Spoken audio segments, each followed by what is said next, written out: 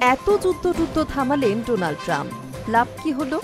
পাসপোর্টের শক্তি পরিমাপের ইতিহাসে এই প্রথম শীর্ষ থাকা প্রথম 10টি দেশের তালিকা থেকে ছিটকে গেল আমেরিকা।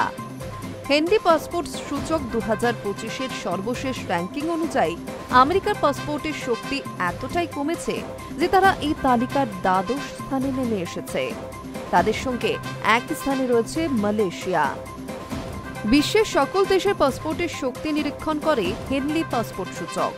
পাসপোর্টের শক্তি বলতে বোঝায় সেই পাসপোর্টের জোরে বিশ্বের কয়েকটি দেশে ভিসা ছাড়া বা ভিসা অন অ্যারাইভালের সুবিধা পাওয়া যায়। আমেরিকান নাগরিকরা যেমন এখন বিশ্বের 180টি দেশে ভিসা ছাড়া বা ভিসা অন অ্যারাইভালের সুবিধা নিয়ে যেতে পারবেন। তুলনামূলকভাবে পাসপোর্টের জোর বেড়েছে এশিয়ার দেশগুলির। বিশ্বের সবচেয়ে শক্তিশালী পাসপোর্ট হিসেবে প্রথম স্থান ধরে রেখেছে সিঙ্গাপুর। 193টি দেশে ভিসা ছাড়াই যেতে পারেন সেখানকার নাগরিক।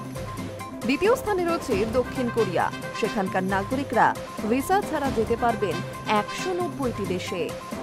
তৃতীয় স্থানে রয়েছে জাপান, 189টি দেশে ভিসা ছাড়া যেতে পারবেন জাপানিরা। এটা তো গেল আমেরিকা ও বিশ্বের অন্যান্য দেশের কথা। ভারতের কি অবস্থা? ভারতের পাসপোর্টের শক্তি বাড়ল না কমল? হেনরি পাসপোর্ট সূচকে ভারতের স্থান এই বছর আরও নেমেছে। গত বছর ভারত এই তালিকায় ছিল 80তম স্থানে।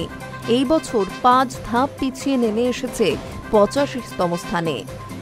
ভারতের পাসপোর্ট নিয়ে এখন মাত্র 57টি দেশে ভিসা ছাড়া প্রবেশ করা যাবে। পাশাপাশি প্রভূত উন্নতি করেছে চীন। 10 বছর আগে এই তালিকায় চীনের পাসপোর্ট ছিল 94তম স্থানে।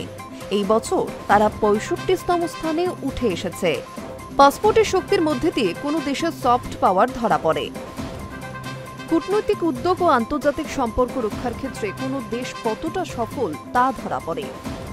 সর্বশেষ হেনরি পাসপোর্ট সূচক থেকে স্পষ্ট, সফট পাওয়ারে ক্রমে উত্থান ঘটছে এশিয়ার, আর পিছিয়ে পড়ছে আমেরিকা। ভারতের অবস্থাও বলার মতো নয়। Hi News network.